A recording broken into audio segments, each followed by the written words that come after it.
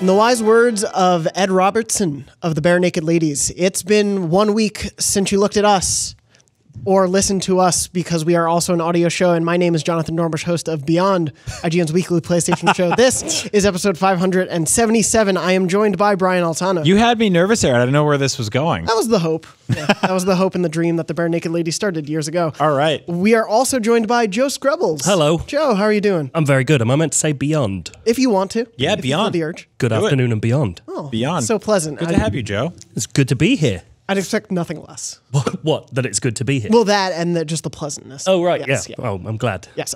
Joe, for those who may not know you, tell us who you are. I am IGN UK's, deputy editor. Yeah. That's changed recently, I forgot. And I'm in San Francisco just for a laugh. Just for a bit of a laugh. Just for fun. Yeah. I wasn't even meant to be on this. I just pushed Goldfarb out of the seat. We sent you here for a laugh? Yeah, why not? Right. For a joke. Yeah. Can I go to your office for a laugh? No. Damn it. Absolutely not.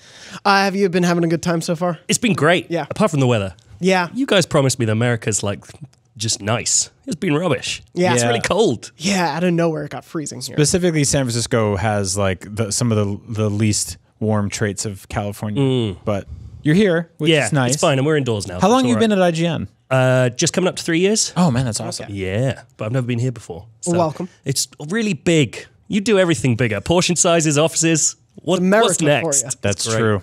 That is true. We The try to keep size it of our here. PlayStations. No, I haven't actually measured. Yeah.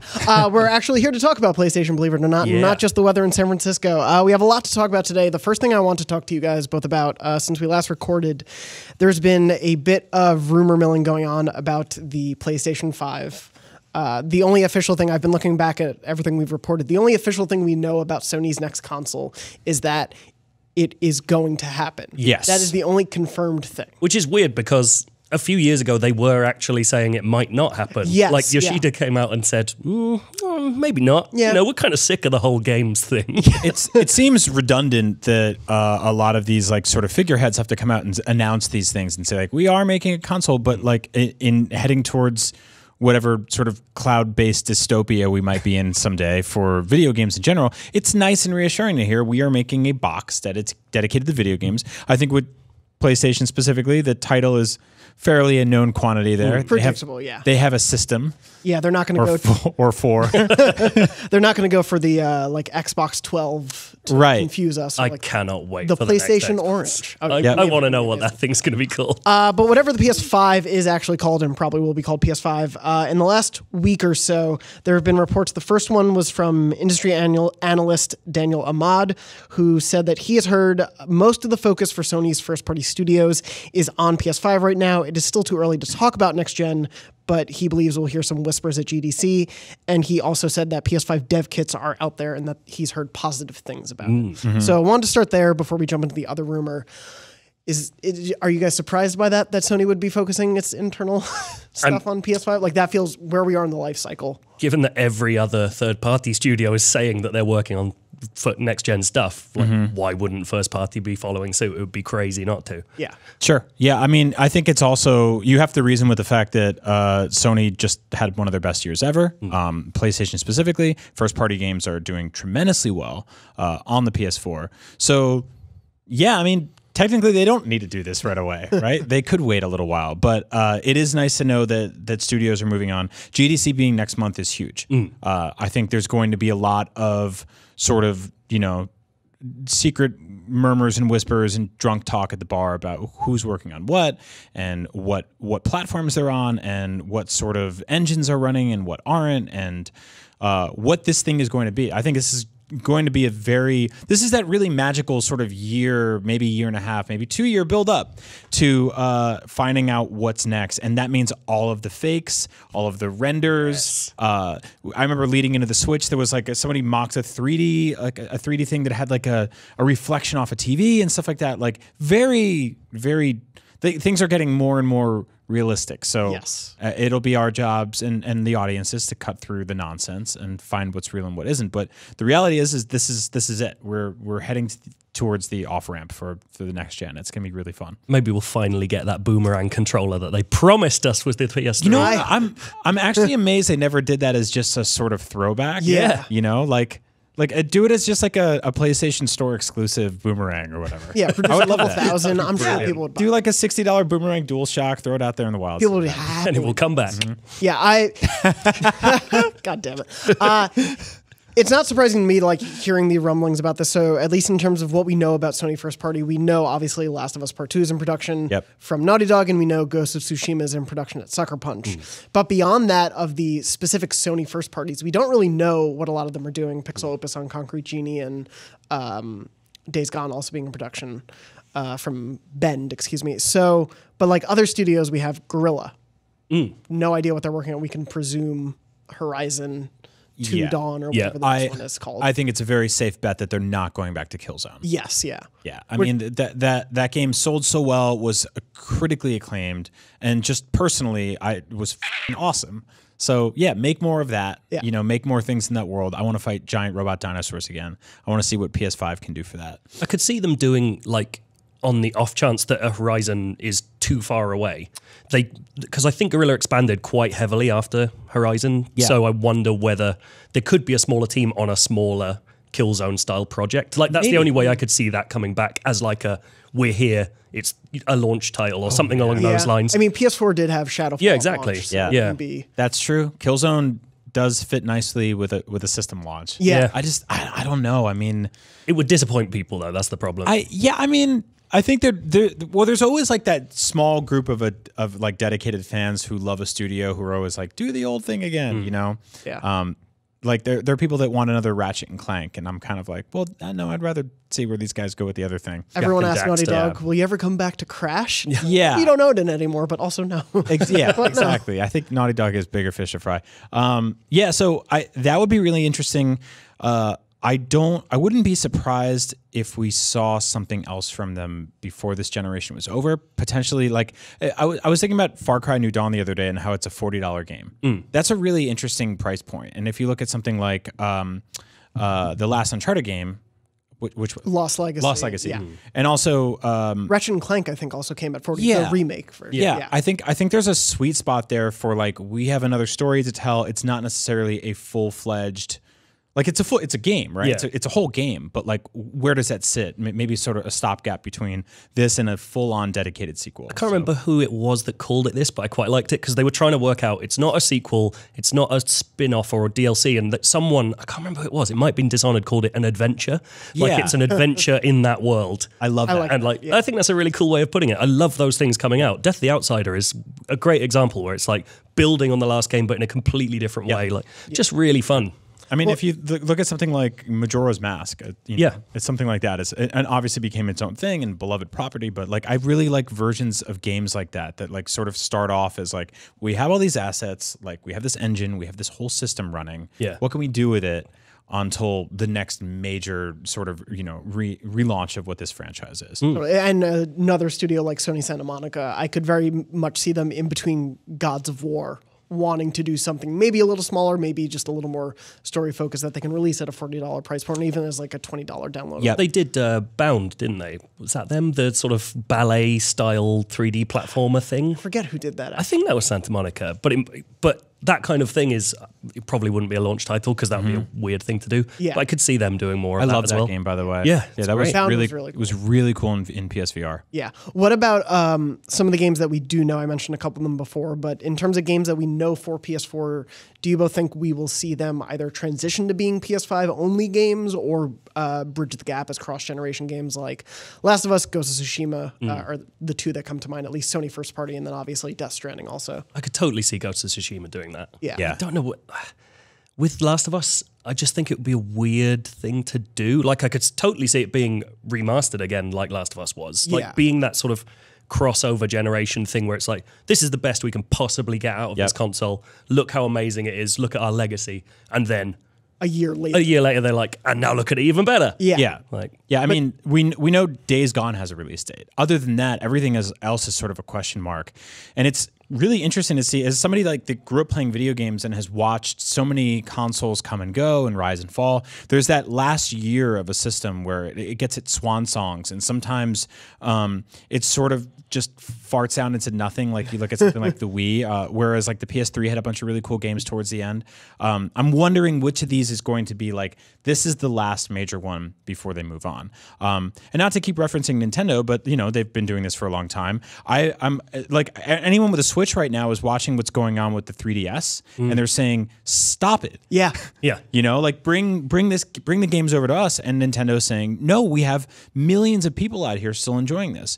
And if you look at, there are companies like EA will support a system 15 years after it's dead. You know, you were going to get Madden 2025 on the PS4. Ubisoft is still releasing Just Dance on the Wii. Exactly. Yeah. Stuff like that, right? Yeah. So it's in their interest to build up a gigantic excitement and bring these stories over to PS5. But I think the real question is, and we've talked about this before, but sort of if backwards compatibility is a thing, then there's not necessarily a real reason for them to drag these things out for too long to PS5. If you look at last gen to now, you bought The Last of Us twice. You bought GTA twice because you could and you wanted to, and there were significant improvements over that. But right now, when you buy a video game, it's got, you know, pro upgrades on it as well as it does base PS4. So if you were to buy a PS4 game at the end of this gen and it would run on PS5 and still look really great, or it's a digital download, then you could patch or pay a few bucks extra for, you know, even better textures or something, then what's the sort of like significant purpose of them even doing that? You know, what's the infrastructure there? How can they get you to buy a game twice? Yeah, there's less of an incentive there. Yes. And that's a great jumping off point to go into the other rumor that's like not really a rumor, but is a thing that obviously the internet wants to happen. Essentially, Sony put in for a new patent that would allow a piece of hardware to fully optimize and emulate and run older pieces of software. So everyone naturally assumes backward compatibility. And a few other sites that were reporting on this were making leaps, I think, based on the report or based on the patent that said, oh, they're going to be putting in PS4, PS3, PS2, PS1. And we're going to be able to be backward compatibility with everything. Your UMDs are going to, like, it was going all over the place. Probably not your UMDs. That would be weird to get into a system. But obviously, there is want for backward compatibility. It was one of the biggest things for Xbox this generation in terms of their appeal to the audience, and like they're earning goodwill back from the audience. But one, do you think it's in Sony's best interest to include this for the goodwill, even if that comes at a business loss? And two, how realistic do you think this actually is? I mean, the goodwill is tremendous, right? Yes. I mean, hypothetically, if they had a press conference at E3, there would be thunderous applause in the audience. Because there isn't, there's dead silence. So there's no real place to even have that announcement. But hypothetically, yes, people would absolutely love the idea of that. Whether or not statistically they would use it remains to be seen. Right now, one of the PlayStation Plus games this month is Metal Gear Solid 4 for the PS3, which is cool in a press release or an email, but you can't play that on PS4. And that kind of sucks to hear, because like you go, oh, this is like the best month ever for PS Plus, or is it, if you don't have a PS3 hooked up anymore? I would love to see them find a way to just take all of those digital files and have them run natively on the PS5. I don't know what the next leap for next generation is going to be, but having something powerful enough to emulate the last 3 or 4 consoles would be huge. I just don't really know if that's feasible, A, and B, like you said, like something that's worth paying, you know, for them to pay for, that people will actually end up using. Have we ever learned how successful PS1 and PS2 classics have been for Sony? Because the only way I can see this actually happening all the way back to the early consoles is if that's just making no money. Right. And it's just, it works out as a better PR move than a business move. Yeah. Because there has to be, you know, cost benefit somewhere. Yes, yeah. If you know, 10 people are buying Final Fantasy IX every month, then why not do it if you can? But if there's still thousands and thousands of people willing to just pay for those games, why give them the option to not have to? Yeah. It's one of those weird things where we're at this place where Sony will reveal like the digital downloads for every month, and they do have PS Classics and things like that of that nature on there, but obviously we don't know exact numbers. So it could be 5 people bought Crash 3 and that's why it was #1 on the chart, or 5,000 people did. That would be a much different story. What excites me and worries me is that they bookended 2018 by launching the PlayStation Classic, which has already price dropped to effectively a 50% reduction. Yeah. And that sucks. But I hope the message isn't people don't want this. It's that people don't want this like that. Yeah. You know, I think there was major excitement around that system and around a lot of the games on it. I think as a library and as a sort of an actual physical piece of hardware, it left a lot to be desired. It's really adorable looking. It's super cute. It's got that going for it. But I do hope that their takeaway from that is, yes, people want these games. Yes, people want to be able to play them in some sort of modern capacity. I don't know how they'll do that, though. But I do miss having that option. I mean, on PS3, being able to buy PS1 games and PS Minis and stuff like that, it was really cool. It was really awesome to have that. Yeah. Like, give us the option and then let the market decide. Well, there is one aspect of it that we don't use as much, but I know is generally popular, at least with some of the IGN readership, in terms of PS Now. And that is a way that they deliver a lot of those older games, and we could see that being what they just use primarily for that going forward. Yeah. Obviously, that's cloud streaming versus something embedded in the system, but if they continue to build up that platform, I could see that being a bigger step for them. That's the thing. It's always worth pointing out that stuff, when it's patented, doesn't mean they're going to use it. There's been tons of crazy things patented, and we're all like, oh my God, there's going to be VR for Switch. Yes. And it's like, they're just doing that just in case for some reason everyone wants to stick a giant tablet in front of their face. Cover your bases. Yeah, it just makes sense. But speaking of, Brian, you had brought it up. PlayStation Plus, we didn't get to speak about this last week because, of course, it obviously was announced the day after we record. But it is worth mentioning, I think, the PlayStation Plus free games lineup for February.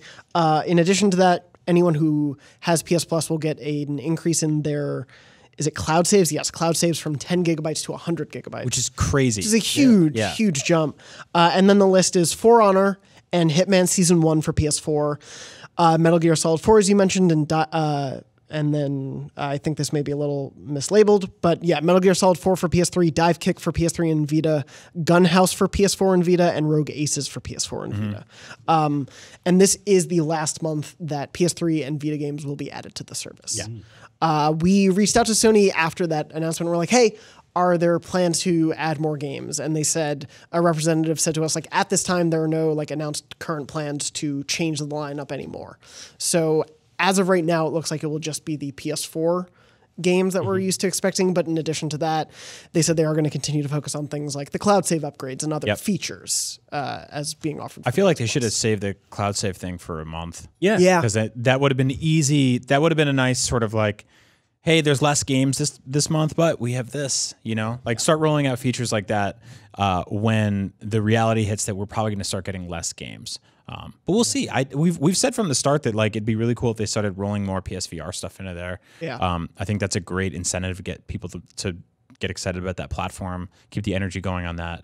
It had a really great year last year, just kind of quietly out of nowhere. We were like, I think January of last year, we were like, is PSVR down for the count? And by the end of the year, we were like, this thing rules. Yeah. It was the best-selling VR system. There were 2 or 3 PSVR games on our Game of the Year list. Which is awesome. Yeah. Right? It'd be really cool. I mean, I think if you came out in a month and you said, maybe Arkham VR or something like that is free. Yeah. Just take a big sort of launch window tentpole PSVR game, throw it out there for free. I think it would piss people off who don't have a PSVR, but go get a PSVR. But that's it. That's exactly what it would work to do. Is people go, well, it's a bit cheaper, and now I get free games every month. That's a really smart move if they can do it. Yeah, to have 12 free PSVR games by the end of a year is a pretty nice library to have if you get it for Christmas. The features thing is interesting because, again, this feels like a weird time to just start rolling out new features for your system that has maybe a year and a half left in its life cycle. I mean, before the PS5 comes out, of course. People will be playing it for years. But it's weird to sort of at the tail end of this generation just sort of be like, oh, we, multiplied your cloud storage by 10. And and we'll throw in name changes maybe now. I mean, unless they are just building to the end. Like, we're increasing cloud storage by 10 every single month until it's gone. 1 billion gigabytes of data. Enjoy, everyone. Dr. Evil is running PlayStation is the only explanation. It is interesting. They were doing this the end of last year too. And my whole thought is, I guess they're rolling it out now because it's easier to have all of this at the start of the PS5. So like the name change beta and crossplay beta and things like these storage updates, like who knows, maybe saves on the PS5 will all be 1 gigabyte constantly. And so we'll need this more. Yeah. It seems like a lot of future proofing that they'll be doing. Yeah. But in terms of like PS Plus, do you guys worry about like how worthwhile it will be going forward when you see things like Xbox Game Pass taking off and you can sort of like have bundled Xbox Game Pass and Xbox Live and things like that? Or we'll see if, I know there were rumors about possibly Switch Online there being a more like hardcore dedicated version of it. And Right. people adapting these subscription services to be more fully featured. Do you worry if PS Plus is losing some aspects? I think from Sony's perspective, like, why do they need to care? Like, they're so far ahead. This is, it's commensurate with how they've acted for the last little while, is they just don't go in for the stuff that everyone else is going into because they don't need to. They're just bigger. And that kind of, from a personal perspective, I'd love to get more value out of my PS Plus if I'm getting more from other people.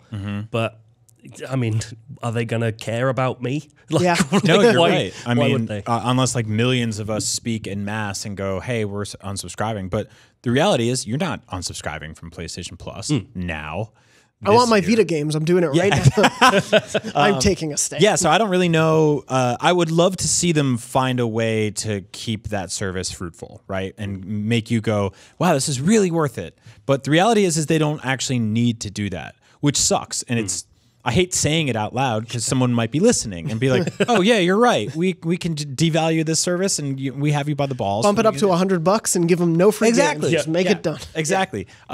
So I hope they do something. I really, we've said this before. I want them to connect PS Now and PS Plus in some way in the future. So that's I think that's their answer to Game Pass at the very least, is that they have that service there already and just push it all together. I think Game Pass is the first time there's been a legitimate threat to that superiority. And so that would be the thing that pushes them in that direction. I think you're absolutely right. PS Now is the way you'd go around doing that. But then, like, I look at those games, like, even without the PS3 and Vita stuff, like, For Honor and Hitman are two games that have improved immeasurably since they came out, and I've not touched them. And this is the first chance where I'm like, oh, yeah, I could totally see myself going back to either of those two games. Right. Like, they're just great choices. Same. Yeah, I've never played For Honor. Like, I admired it, and I admire how much they've been adding to it. And now I'm like, oh, maybe now I would play it. Yeah. That's more than I can say for half the other games on the list month to month. Yeah, that was one of those games that just, I remember when the NPD came in on that one, I was like, oh my God, like this is a hit.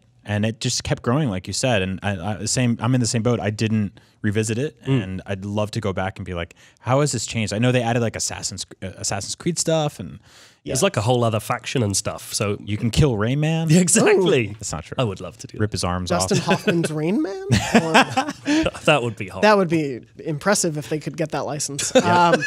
You were mentioning a little before, though. I'm curious, though, talking about like they can act a certain way because they are in first place. Do you ever worry about the hubris like taking over as we get into this new generation? Because like we were talking a little bit before the show, like we saw that going into the PS3 generation. Yes. I can totally see that happening. And like, I think Xbox has stolen a march in the last year or so in going like, in feeling like the more futuristic company in some way. Like they are pushing in a direction that no one else is doing, and people are reacting really well to it.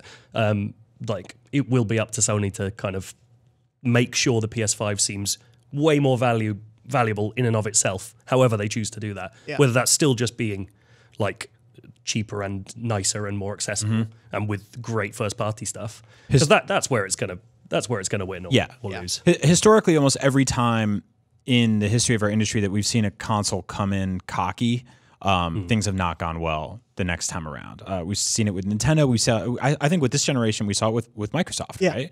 Xbox came in and they're hot off the 360 and they're like, here's all this crap you have to deal with now. And people were like, no, I don't want that. And then they were like, just kidding. It was what Ken Kutaragi sort of being like, oh, you'll work more hours and we'll sell 1 million PS3s without, having a single game was one of the You'll get a second job to buy a PS3. I could shoot a guy in Times Square. No, that was a different person. That was and I think people saw that and they were just kind of like, huh? And when they came out and they said it's $500, and that's the thing. Like we're all forgetting the prices on these things. We've just been comfortable with $2.99, $3.99, you know, $4.99 pushed it, but like where at one point one console developer is going to say this is what it costs, and it's going to push that mark that's too far for us, which I think will happen with the launch of the PS3. I think the One X was like people knew they were buying into a premium product. Exactly. We saw saturation for the first time in a very long time on the sort of on Apple hardware side, where this time around they pushed it too far with phones, and people were like, I don't need that. You know, I'm not going to spend $1,400 on an iPhone X Max 2 or whatever. And the sales were sort of lukewarm. Yeah. And so all of that has to come into play. Launch games have to be there. The power has to be there. And then there's like that weird arms race where it's like if one of them comes out and says we're $500 and then the other says we're $400 but we're more powerful, it's I don't know. I love it's all fascinating. this. Yeah, no, it's this so is great. my favorite part. There are so many weird factors about it because to me it is like the price can be such a death toll if they are just too high. But it is also something like maybe if they have 10 amazing exclusives in the first year that they can promise, that may sway you. Like there are all these factors. Well, I do wonder if Xbox and PlayStation are looking at the Switch and going, did you see the first year that had? Did you see the launch games? Like, do we need to do that? Because launch games are always, until the Switch, really, just not that great in the when you look back on since on a like console. early consoles. Yeah. It really has. Well, the other message with Switch is, and this is incredibly disruptive, but it's just grab your old last gen games and they'll sell better than ever, like Mario Kart 8 did. And B, graphics don't matter. But I don't think that lesson is going to be carried into the next gen. That'd be crazy if Sony came out and they're like, we decided graphics don't really matter, so it's just two PS4s duct taped together. People would be furious, and I think that is not where Xbox is going. They are going arms race as like they're going to make this thing. They're going to try to make this thing the most powerful. That's one of the things they constantly said with the One X. Because I think they got caught a little lower than expected with the Xbox One. I remember the first 6 months or first year of the console wars this generation was like, looks better on PS4, and then things started shifting to the One X, and you know, Sony fans, including me, shut up a little bit. And I had a sort of sea change on this show where I went and I bought a One X for Red Dead because it does look better than it does on the PS4 Pro. And so that's definitely going to be a thing. And so I don't know if they'll look at the Switch and be like, you know, let's go last gen graphics. But having something as big as Breath of the Wild at launch is important. It's a powerful step. Yeah, that said, Mario Kart outsold Breath of the Wild. Yeah. So the message really is like take a kart racing game from last generation that no one played and hope for the best. Mod Team Nation Racing Racing. There we Remastered. go. Yeah, perfect. You went Crash, I went Mod Nation. Mod Nation Racers coming back. What was PS5 that? launch. What was that Angry Birds one? Just stick it on. Here we go. Or we'll finally get Uncarded. Maybe that will finally happen. That would be an amazing launch title. I want to Uncarded. be at the E3 where like they come out and they go, "Hey, PlayStation 5 launch game, Uncarded." Bundled in. Nolan North drives on stage. Oh, God.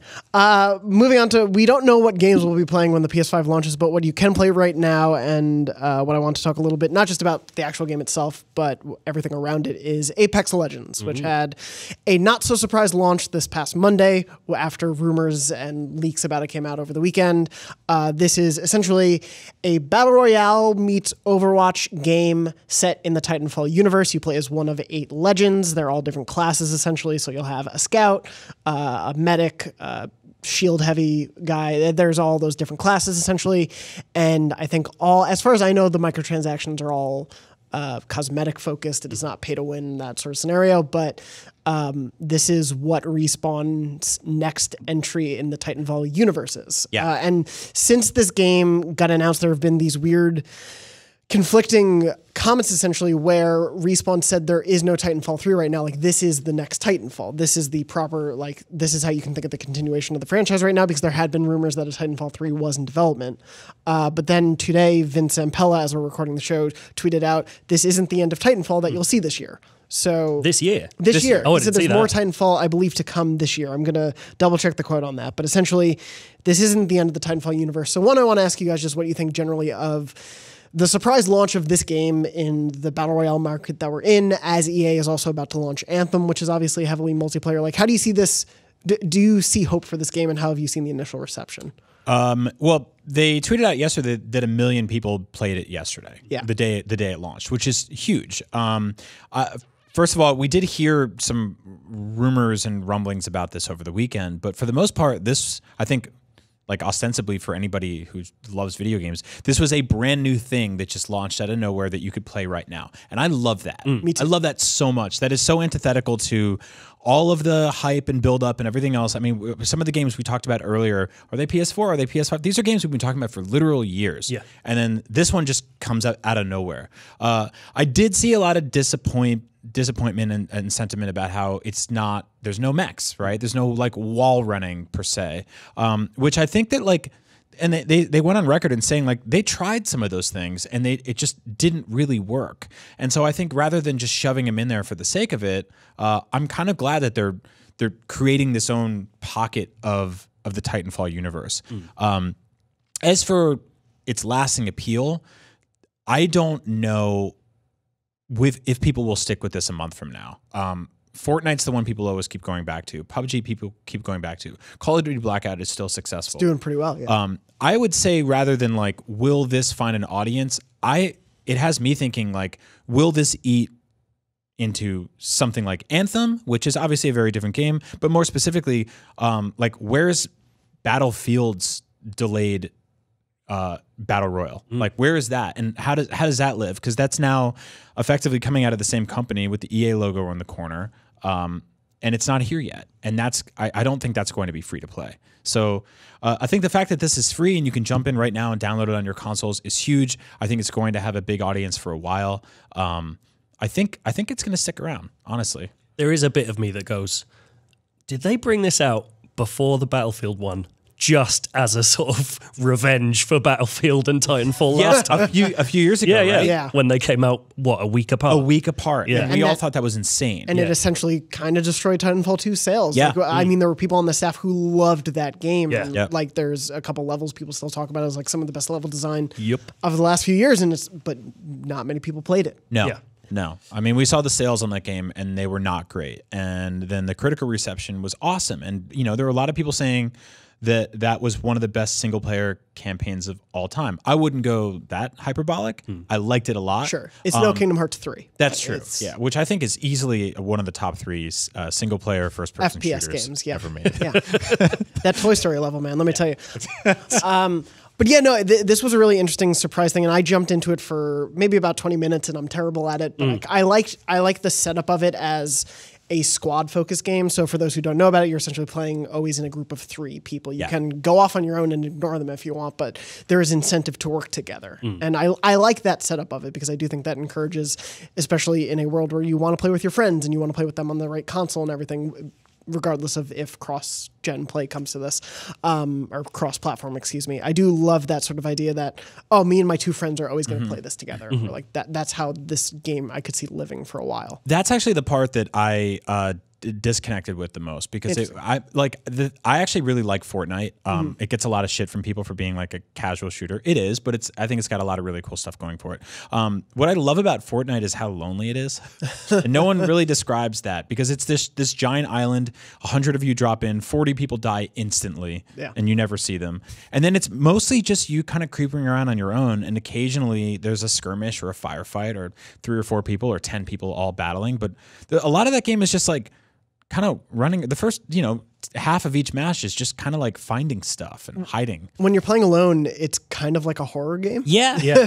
For the first half, I remember the first time I played Fortnite and I was playing alone, it was like, I don't know what's going to happen. And everything scared me. Yeah. The thing about all Battle Royale games is that all of them have to nail the sound of far away gunfire. Yes. Like that weird tap, tap, tap from a mile away that really freaks me out. Like I hate that noise. Yep. And that is...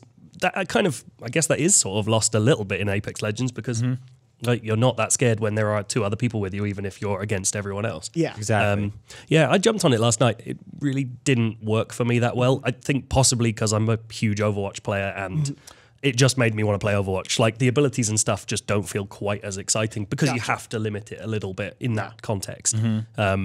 But yeah, as to whether it's going to live for that long, it's sort of a weird one. Like, I almost wonder whether we're in a position now where Fortnite's created a world where if you're in a battle royale, you have to go as far as Fortnite to changing everything about it every month.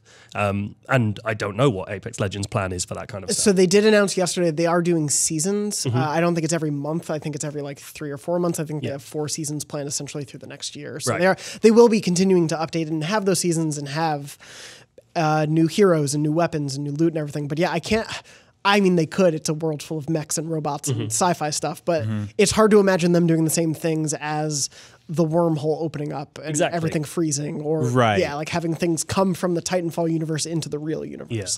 There's that sort of inherent goofiness that comes with Fortnite's world that allows it to do stuff like that. As for the comparisons to Overwatch, I guess I'll ask you, like, do you see people 2 years from now at San Diego Comic-Con cosplaying as these characters? No. As I know Chappie Scout.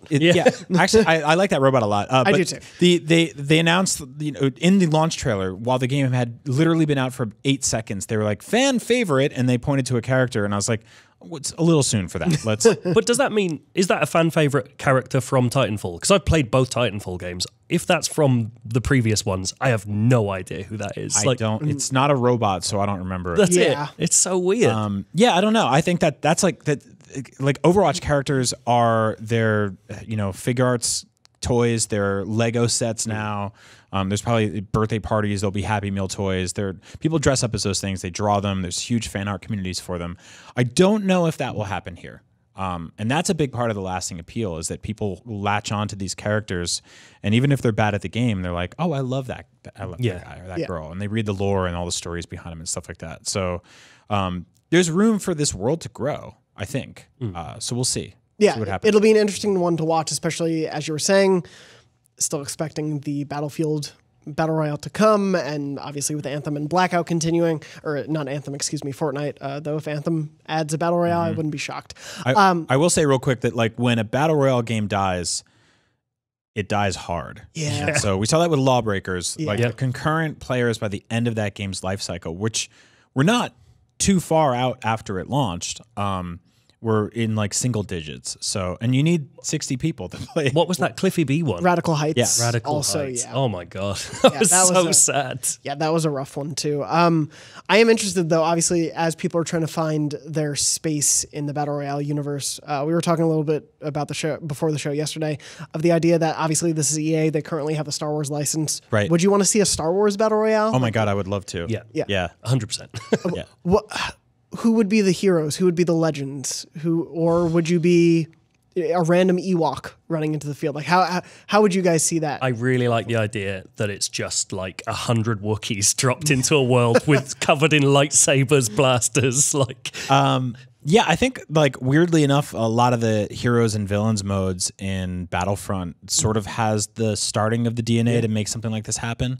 If you pack it with enough players, having like weird droids airdrop in and like Ewoks, there's enough like goofy character classes there, and unlike Apex, I think that you immediately would have people that connect with those things, and they would want to pick those characters. So yeah, that would be really cool to see. I think that like Star Wars lends itself to a lot of big battle-y outdoor environments, as well as it does the small intimate settings like Mos Eisley and Jabba's palace and stuff like that. So I would love to see a sort of 100 characters airdrop into Tatooine. I guess their problem there is, are they going to allow multiple versions of the same character to drop into one place, or would everyone be a nameless stormtrooper? Or Rhodians, and I mean, there's enough. The cool thing is there's so many different, Celestins and Twi'leks. There's all this shit that I shouldn't know. But the awesome thing about that is that once you hit the ground, there's enough like sort of small ground-based vehicular stuff. Tauntauns, Dewbacks, ATSTs, ATDPs, all these like cool little like ships that in lieu of having like X-Wings and TIE fighters flying around, because I think that would overcomplicate it. Yeah, for sure. But there's enough stuff on the ground to keep you interested, that's sort of like their answer to Fortnite's golf cart. Yeah. What's that arena in Attack of the Clones? Oh, Is it on yeah. Geonosis? yes, it is on Yeah. Geonosis. I just imagine 50 people on one side, 50 people on the other side, And then those running at three each giant like cartoon monsters. other. Yeah, yeah. perfect. Everyone has a lightsaber and they just Yeah. go and see what happens. Be amazing. Padme inexplicably gets her shirt ripped right at the belly, and she's like, "Look at my great abs." That's the intro to every match. Look at my great abs. Now we fight. I would love to see this happen. By the way, Yeah, Yeah. that would- not that thing, but the concept of a Star Wars yeah, battle royale. not would be really battle cool. royales opening with ab checks Yep. first. Yeah. I would also like to see a car-based battle royale. Ooh, set is in the one. Cars universe. As in Cars, the No, Disney not Pixar thing? no. Just like the idea of 100 cars airdropping onto a highway and That- crashing into each other. That exists. No. Yeah, I can't remember what it's called. It's in Is it early called access Auto on Royale? Steam. I don't think it is. Ooh. This is a real thing. I've played. That's amazing. There is like a futuristic, like Twisted Metal style battle royale. We played it in the is a office. good I last wish I play. could remember the name. A Twisted Metal battle royale would be Would awesome. make total sense. Yeah. If Sony doesn't know what to do with that license, I feel like a car battle royale. I feel like Yeah. I've let you down not remembering this, but I will show it It's to you okay. after. It's Also, I put you on the spot. How's the Fast and Furious license not taking that? Oh, Just man. run with it. Right. They literally drop out of planes. But anyway, moving on, we've talked a little bit about through the last few weeks, obviously Resident Evil 2 and Kingdom Hearts 3, two long-awaited games that are finally out. And Brian, you had brought this up while we were figuring out what to talk about on the show, and I really found the topic interesting of like, these major releases have come out. Where do we go from here? Right. And it's a weird like fandom question sort of thing. And like I could imagine, especially for you as like a Star Wars fan, Yeah. that must be one of those weird things where especially when the first of the new movies came out and you have this new transition point. Yeah, it's a weird concept because like so much of being a fan of something, especially in the video game realm, is anticipation. Yeah. It is that like sort of luxurious wait and hype and question and hyperbolic sort of fear and hope for everything that might be, and then something arrives and it's here, and then like people on social media are like, I got it, or like I went to the midnight launch, and then you dig into it and you play it and then you finish it, and then you wait sometimes 10 or 15 more years for something else. I think in the case of Kingdom Hearts, it will hopefully be sooner than that. I hope so. Yeah, it'd be With weird. Resident Evil, it definitely will be, I will say. Yeah, I don't think we're going to wait 15 years for the next Resident Evil. That said, we did wait a long time for the Resident Evil 2 remake. I remember like the concept of that is what, 4 or 5 years old. We Yeah. started hearing Yeah. rumors about them maybe working on something like that, and now it's here. It's awesome, and you sort of have the option to replay through different campaigns and different difficulties and play as Tofu and stuff like that. And so there's a replayability there, and I imagine there's the same in Kingdom Hearts. I'll never know because it's a confusing mess. You of franchise. purposefully were out of the office the day we did our episode on it. Well, yes. No. Dan Stapleton actually walked around the room the other day and he was like, "Hey, would you like a copy of Kingdom Hearts?" And I was like, "I wouldn't. No. You can give that to literally anybody else because I think that would just like confuse and befuddle me." A lot of people actually do want you and me to do a Let's Play series. I would love that me because I have a teaching lot you of Kingdom questions. Hearts. Yeah. I think a lot of people would be angry at me for working here and not knowing everything about Kingdom Hearts. Yeah. But that happens. Yeah, There's a lot of video surprisingly. games out there. It's really hard to be an expert on every single one. Yeah. Well, For example, I called Lawbreakers a battle royale earlier. It's not. It's a hero shooter. Hero shooter. Or was. But yeah, like, so what do you do during this part? You know, like, I think this is where fandom really kicks in, where stuff like AGDQ, which is Awesome Games Don't Quit, kicks in, where the fan art and the cosplay communities kick in. It's this really cool part of the development cycle where the thing is out. It is now not up to them anymore. It's now up to us as fans and press and everybody to sort of take this thing and make it our own and write, you know, op-eds about it and theories and make YouTube videos and all this other stuff. And it's really cool sort of, you know, now we get to figure out where the new Resident Evil game sits in the rankings, where the new Kingdom Hearts game sits in the pantheon of Kingdom Hearts games, all with increasingly nonsensical titles that I'll never understand. don't worry, they'll keep getting weirder. Yeah. Just this morning, I saw a Resident Evil 2 mod that already exists that plays DMX whenever Mr. X appears. See? I've heard about that. Yeah. That, to me, is the best sign of Yeah. a healthy game. It's like, if they're making joke mods for it, you're doing all right. Yeah, and it's in a loving way. It's not like this game sucks, we hate it. Exactly, yeah. Yeah, that's really cool. Very funny. It's one of those weird points where, like you were saying in the development cycle, like it's too early for the next thing. So the fans give it life, and it is, at least in the Kingdom Hearts community, as far as I can see, it's very much now about, okay, what what do the endings tell us about what could come next? Because Right. whether we're waiting 2 years or 20 years, we assume there will be a next. Well, it was like when we had Corey from God of War on here, right? Yeah. I think some people were like, why don't you ask him about God of War 2 or like, Kratos Jr., like what's going on? What's next? And we were sort of like, I don't know. I personally was like, this is the part in the life cycle where we just allow this some breathing room and let this piece of art exist and let the I see like the God of War Twitter account is retweeting people dressed as Kratos and Atreus and Halloween costumes and awesome Lego and all this other stuff that gets to exist now, that there's breathing room and people are finding this for the first time every single day and living with it. And like, I think that's a really beautiful time for a game. And it's our jobs as journalists, in giant quotes, to go, what's next? Give me number 2. Give me Resident Evil 3. Do Code Veronica. For the love of God, remake Resident Evil 4, please. But just skip the rest. Just skip the rest and go right to 4. go to selfishly. Yeah. But part of me also has to say, like, I really love the part where these games just get to exist. People are happy with them for the most part, and like, let's celebrate them. Yeah, that happened with, you were mentioning, Corey, when Brian Intihar was on the show too for Spider-Man. It was the week Spider-Man came out, and I had asked for questions on Twitter, and everyone's like, when's Spider-Man 2 coming out? Who's the villain in Spider-Man 2? And I'm like, I mean, maybe he has ideas about it, but Of course he does. We're not going to talk about that right now. He's actually Right. like, well, here's the whole plot. Let me give you the Bible for the next game. Exactly. Like, that's not how that works, and it is that interesting, like, in the lull, I think because of the nature, like you were saying, of the industry, there's this always like, what's the next thing? What's the next thing? And we lose a little bit of the like art appreciation aspect of it, or like we can really dive into a thing and why every aspect of it is worth looking at. The most reductive way I can put it is like, imagine you spend 3 hours cooking dinner for your significant other, and you guys sit down, and he or she goes, "What's for breakfast?" Like, it's like, I fucking worked on this. Let's just eat this, and then we'll figure it. We'll have leftovers in the morning. We put eggs on it. That's why we just order food in my house. Exactly. We just don't even have to worry about it.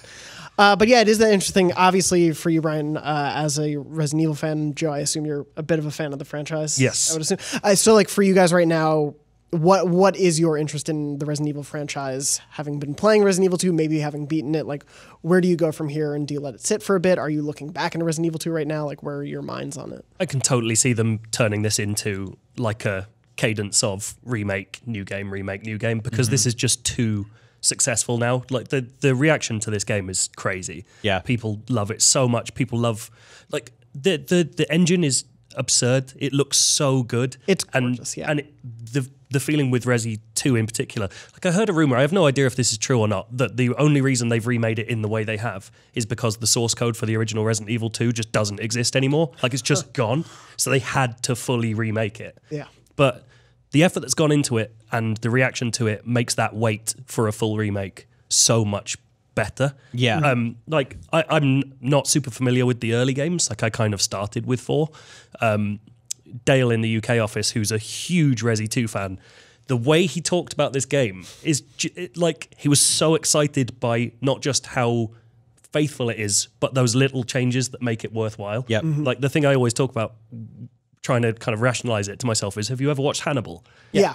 So you know how Hannibal takes stuff from the movies that you know, but puts like it in the wrong place or Yes. the wrong characters. Yeah. It's that same thing where it just feels like it's psyching you out if you know, but it's still good in the original way for people who didn't. Yeah. And I just love them doing that. And I can totally see Resident Evil 3 coming down the line. That's some of my favorite art. Like, just that reminded me of Hannibal the Magicians, which is on right now, does that too with their books, where they took the 3 books, but they mined them for spare parts basically and remixed everything. Or like the leftovers finished the book after season 1, so everything else was using what was built there, but created new things. Right. Yeah. I think that, like, and they've spent so long getting there, but I think they finally have sort of reached that perfect balance of survival horror, adventure, and action, and that's been incredibly difficult to service those needs for the entire audience for so long. I like letting this sit a little bit. I still prefer Resident Evil 4, and I've been thinking about why, and I think it's because the setting in Resident Evil 4 is just so much more sort of terrifying and sort of wide-reaching than a game that takes place primarily in 1 or 2 major environments. The police station's really cool. It's claustrophobic. It's a labyrinth. It makes no sense that cops would work there, but that's fine. It's a video game. But the idea of like being in the village in Resident Evil and then turning a corner and being down this mountain pathway that brings you onto a boat over a lagoon that brings you all these different places. I really enjoy that sort of adventure element of it, of I don't know what environment I'm going to be in next. That said, you can't really do adventure in the same way in the traditional video game genre sense like you can in a single setting like Resident Evil 2.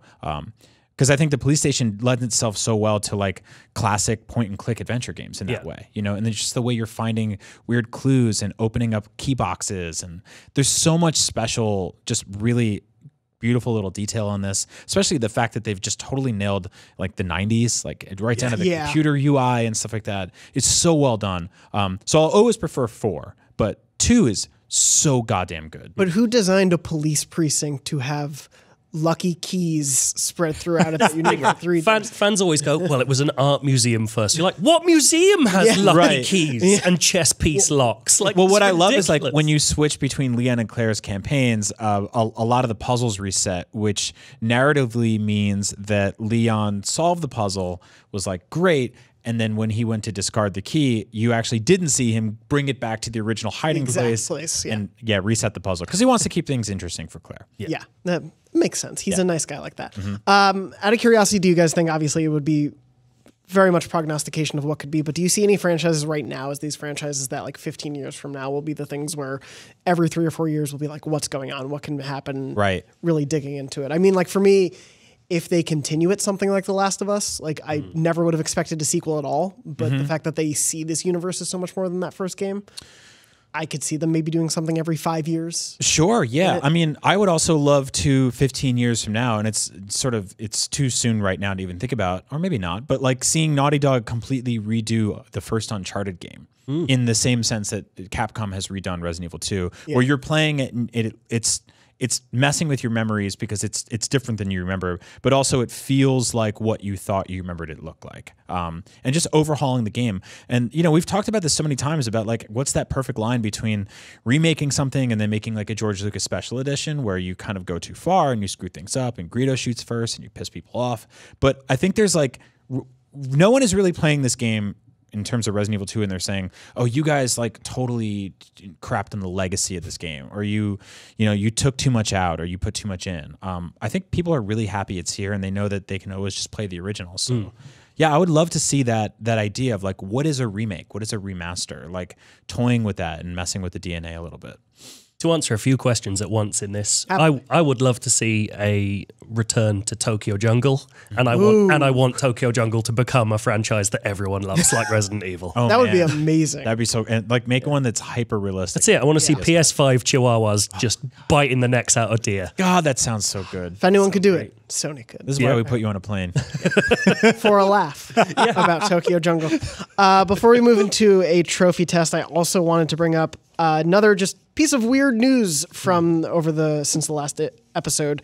There's a Groundhog Day sequel coming to PlayStation VR called Groundhog Day, Like Father, Like Son, in which you will be playing, I believe, Phil Jr., the son of Bill Murray's character. You'll be playing Phil Connors Jr.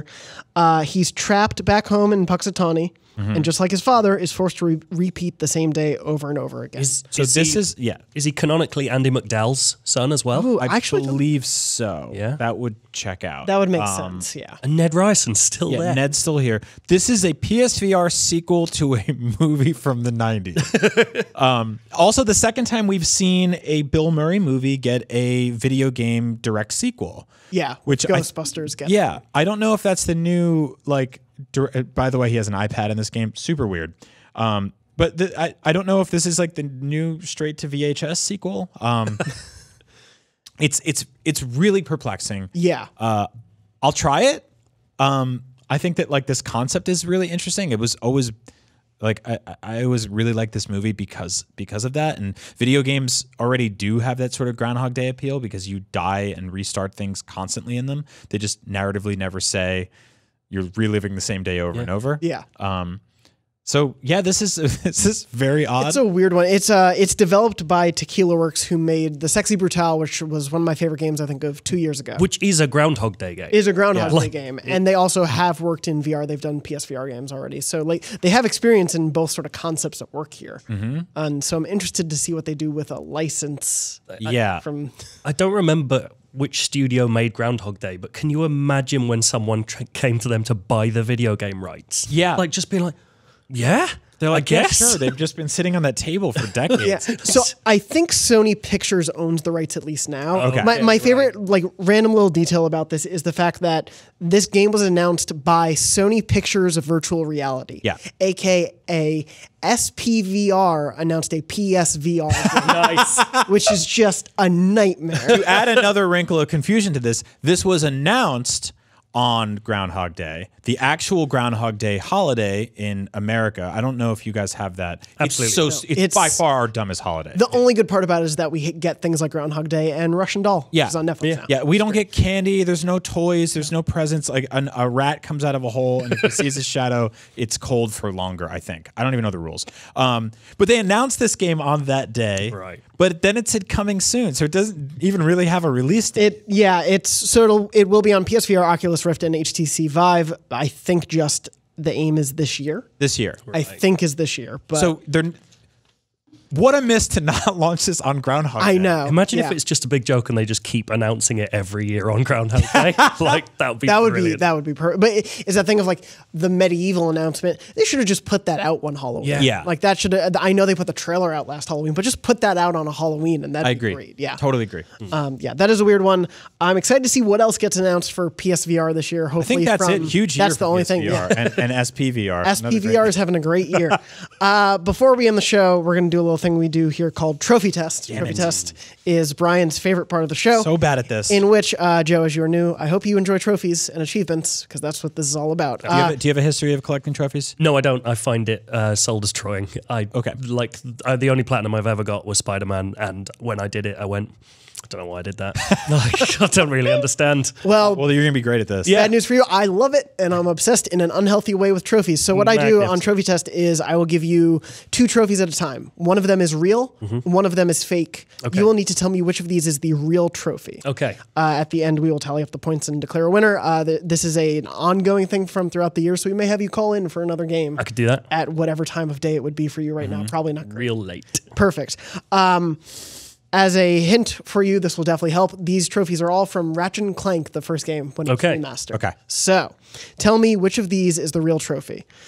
Is it more powerful than a Pakataru? I don't know the words here. Complete the Gaspar Arena Challenge in under 6 minutes and 45 seconds. And faster than a speeding amoeboid. Complete the Hoverboard Gold Cup on Rilgar in under 1 minute and 35 seconds. Second one's definitely fake. The first one you didn't know the word for, so there's no way you made up a word you didn't know. Is he double crossing? See, no, this is the thing. I have to dig into the psychology of Jonathan Dornbush. It's the only chance I have here. Yeah. The first one is real. The second one you made up. Amoeboid is no, that's not a real thing. I'm going to go for the second one just in case. You're saying the second one's real? Yeah. The correct answer of which of these is the real trophy is faster than a speeding amoeboid. Yes! The second one. Sorry, That's Brian. real? Yeah, Got that's the you. real one. Oh my God, Yeah. you're horrible. Yeah. That's what I aim for. Strange man. Your mind trained. Damn it. All right, going forward. Which of these is the real trophy? Radical. Win the Hoverboard Bronze Cup on Kalibo. Or Tubular. Win the Hoverboard Platinum Cup on Kalibo. Is it radical They're the same thing. or It's the same thing. tubular? You just said the same thing twice. It's just I'm going radical. You're saying radical is the real one? I'm thinking about which of those 2 words would have been more used at the time Okay. that the first game came out. Even I though will it's say remastered. tubular is the real one because it's just probably like a tube-shaped race that it's like a tunnel. That's a good thought. The correct answer is radical. Yes! Damn it! Sorry, Joe got another point there. Sorry about that, Brian. Oh my God. How are you feeling 2 trophies in? Not great. Well, Yeah. it's just like I'm throwing the game too because it's like Joe's not going to be back on the show ever. Like you live 9 hours away. You'll be back someday. But like if we're tallying points for the year, I'm just giving you a free win here and just throwing my points in the toilet. I don't know how many games of this you've played and how many points you've got, but I really hope I beat you at the end of the year. I think you probably That would be will. amazing. You already are. Good news, we do give a participation trophy at the end of the year. That's So, moving on, is I Hate Lamp the real trophy? I Hate Lamp is to break every lamp in a Lero city, or Glass Case of Emotion, which is to smash every storefront in a Lero city. So both take place in a Lero city. Which is the real one? I Hate Lamp or Glass Case of Emotion? I'm so angry at how good you are at this. I Hate Lamp is a reverse Anchorman reference. Yeah. So that's weird. That feels like something. Pulling these up just to be. That feels like a trophy joke. Yeah, I think I Hate Lamp because that implies that because Glass Case of Emotion is just a quote from Anchorman. So and they haven't changed that. So you're both Also, saying that's not a case. I'm going I Hate Lamp. Yeah, that's the real one. You're both correct. I Hate Lamp is the real trophy. At one point. I debated changing case to something else, but it didn't really work, so I stuck with it. I actually forgot the other thing was an Anchorman reference. Good work. Surprised he didn't go with whale's vagina. Walermo's vagina. Which of these is real? Okay, which of these is the real trophy? All in the Zircon family, defeat Mrs. Zircon on Kalibo, or Zircon family values, defeat Mrs. Zircon on Quartu. I'm understanding why you rate him so much. Isn't this tough? The second one is real. Zircon family values, you're saying? All in the Zircon family. Yeah, I'm going second one as well. You're both saying, correct answer, Zircon family values. You got it both right. Family. I can't speak right now. I'm so excited. You're still You're up both by getting 2, it. right? He's still, yes, going into the final trophy. Oh, so I can't. Joe's up by 2. The final trophy is worth 7 points. Oh, so I can't. Win, Wow. Is I think. Clank Crusher the real trophy? Clank Crusher is to crush 5 Gadgetbots in the Crusher on Quartu. Or Ratchet Rusher, which is to defeat 25 enemies on Kalibo in under 2 minutes. You've mentioned Kalibo so much. Kalibo is a real I know, world. it's just- Yes, it's a great name. Quartu and Kalibo. So is it to crush 5 Gadgetbots in the Crusher on Quartu, or to defeat 25 enemies on Kalibo in under 2 minutes? Which of those is the real trophy? Going for the Clank Crusher. Saying Clank Crusher? Yeah. For 7 points? Yeah, for the I got to go opposite because otherwise there's no reason. Because That's a good point. yeah. The correct answer is Clank Crusher. Yes, As the real- clean I'm sorry, sweep. Brian. With 11 points based on the silly math I just did. Joe, you won. Maybe I Congratulations. should. Did you get every one right? Yeah. He did. Maybe I should really get into trophies. You should. I think you are. You're lying. That's it. I'm just super You, into go Ratchet to, and Clank. you have a trophy level of like 57. You're just you have every trophy. You're incredible at it. Joe, He thank worked so on much every for Ratchet and Clank game. You know. That helps a little bit. Yeah. Thank you both so much for playing this insane, weird obsession of mine, creating fake trophies. Are you the first? Is he the first person to ever sweep? To sweep? I think so. Yeah, I don't know if Nice. anyone has ever Damn. gotten a perfect score. And if I do get 11 points, there is a good chance I could beat someone. You could. I think you very so. well could. I'm up for Yeah. that. You definitely. I mean, you're going to end the year with some sort of record. I'll take that. Maybe even a real trophy. We'll find out. Again, if you want to make a real trophy for us, let us know and we'll have real trophies on the show. Thank you both so much for joining me for this episode, which is beyond episode 577. When you guys are not on the show, Brian, where can people find you? You can find me on Nintendo Voice Chat and various other productions here at IGN, and also on Twitter at Agent Bizzle. And Joe, what about you? I'm on the IGN UK podcast, which has, well, actually you swore a bit today, but usually lots more swearing than that. Yeah, I was bad. Sorry. We're naughty, but we're far away, so it's fine. And We can't hear them. They come to us no, late. and I'm on Twitter at 2+2 is Joe. I love your handle. And I am at JM Dornbush on Twitter and Instagram. You can find me there. Otherwise, just somewhere in the world talking about Kingdom Hearts.